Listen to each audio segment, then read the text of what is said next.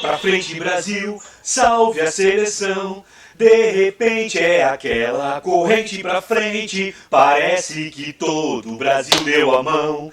É isso aí, gente. Dia 21 de junho comemoramos 50 anos do tricampeonato. Pelé, Dario, Carlos Alberto, levanta a taça. O técnico é Mário Zagallo. Aquele técnico, vocês vão ter que me engolir. É, aquele técnico Zagallo. O Brasil no México, no Estádio Azteca, apresentou um futebol maravilhoso ao mundo. A primeira Copa do Mundo transmitida em cores. Quanta emoção, e já se foram 50 anos disso. Um futebol belíssimo. Só que por trás desse futebol tem coisinhas, e é o que eu vou te contar já já. Brasil!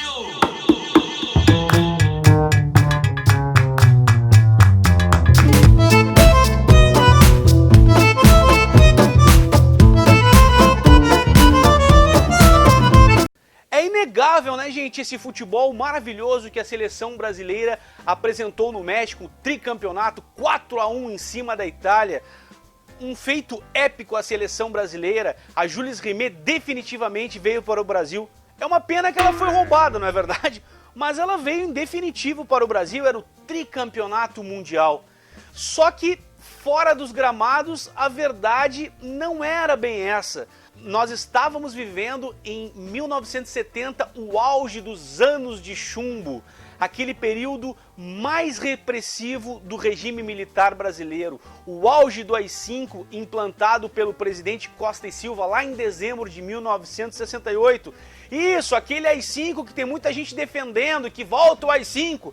Aposto que muitos deles não sabem que o AI-5 fechou o Congresso Nacional, tirou todas as liberdades democráticas, caçou juízes, fez aposentadorias compulsórias, tirou o habeas corpus. Muita gente sumiu naquela época, sumiu, desapareceu, escafedeu, tipo tomou Doril, sumiu. É, gente, o Brasil contabiliza mais de 400 pessoas entre mortos e desaparecidos do regime militar. E é durante esse período que é o auge da ditadura e da tortura. Desta forma, o governo militar, que tinha como um grande entusiasta, em 1970, o presidente Emílio Garrastazu Médici, que era um cara que gostava muito de futebol, gostava de fazer umas embaixadinhas e tal, ele usou muito bem, junto com seus assessores, o futebol como um instrumento de propaganda. Ele mandava inclusive telefonemas para os jogadores, parabenizando a cada vitória, recebeu os jogadores em Brasília quando eles chegaram, campeões, fez embaixadinhas, bateu uma bola com os jogadores. Segundo consta, a Folha de São Paulo inclusive chamou torcedores para dentro do Planalto quando o Brasil foi campeão para comemorar juntos, algo bem populista. Isso te lembra alguma coisa mais ou menos? Pra mim, será? Pra mim lembra, acho que se tu prestar bem atenção, tu vai notar que também tem gente que é bem parecido, gosta de receber os apoiadores lá em Brasília, mas que na verdade não morre de amores pelo povo se esse povo não comunga da mesma opinião, inclusive some com parte desse povo que não comunga com essa opinião. É isso aí, gente, que estava acontecendo nesse momento. O Brasil vivia o seu milagre econômico, um crescimento avassalador. Só que na real existiam dois Brasis. O Brasil que estava crescendo significativamente a economia, afetando principalmente, diretamente a classe média, que estava crescendo, estava comprando carros, as indústrias estavam crescendo, porque o dinheiro emprestado com as multinacionais iam para eles, e de outro lado lá estava padecendo a classe trabalhadora, os operários, os comerciários, que não podiam fazer greve, os sindicatos estavam proibidos, a União dos Estudantes foi fechada, o pau Pereira estava pegando para quem não fosse conivente com isso. E o que acabava acontecendo, gente? De um lado, uma concentração cada vez maior de renda e riqueza, de outro, uma pauperização de parte dessa população brasileira.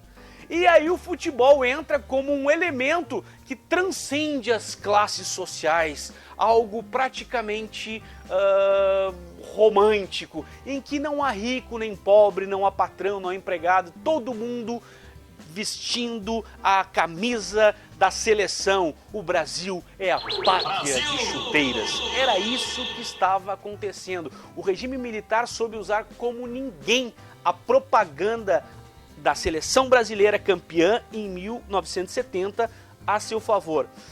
Aí tu deve estar te perguntando, mas os jogadores eram a favor, eram contra? Gente, muitos jogadores nem sequer entendiam direito o que estava acontecendo. Bem provável que alguns eram contras, como outros eram a favor. Vamos pegar, por exemplo, o caso do técnico João Saldanha, que foi o cara que ganhou as eliminatórias, ganhou 6 jogos da eliminatória, mas que teve lá um problema com o Médici, que queria sugerir um jogador X lá, e ele disse que não, ele escalava, o Médici escala os ministros e eu escalo a seleção. Alguns dias depois o João Saldanha foi demitido e botaram o Zagallo no lugar dele. Para vocês verem então como tinha sim cada um assumindo a sua postura política. O João Saldanha era um socialista, um comunista de carteirinha, assim como tinha jogadores que não sabiam o que estava acontecendo e outros eram favoráveis sim ao regime militar, à situação que estava acontecendo. É importante destacar, fundamental nesse contexto, que as massas ali com o futebol, elas se sentiam confortáveis. Era uma forma de botar para fora o grito da situação, do contexto que estava acontecendo. Alguns, sabendo que não podiam fazer grandes manifestações, viam ali no futebol uma forma de expressar, botar para fora suas mágoas e ter um certo alívio. Afinal de contas, o Brasil estava vivendo um momento ufanista. O Brasil é o país do futuro, o Brasil é um país que está crescendo, um país maravilhoso. E quando a verdade não era essa. Nos porões da ditadura militar, muita gente estava sendo torturada, muita gente estava sendo estuprada e morta.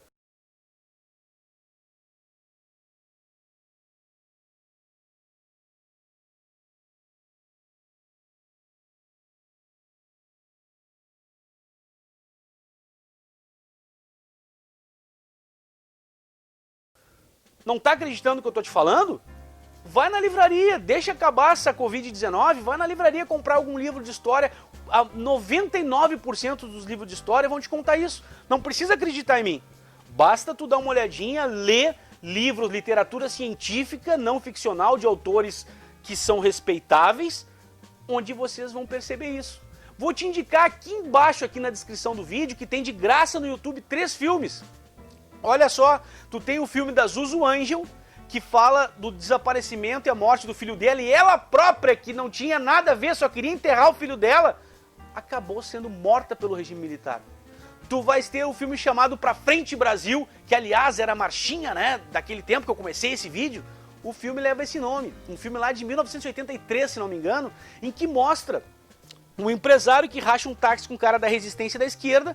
O cara troca tiros com a polícia, morre esse cara da resistência, e esse cara que era empresário, que só rachou um táxi, comeu o pão que o diabo amassou na cadeia. Esse é uma ficção baseada na realidade, mas a Zuzu Angel está documentado.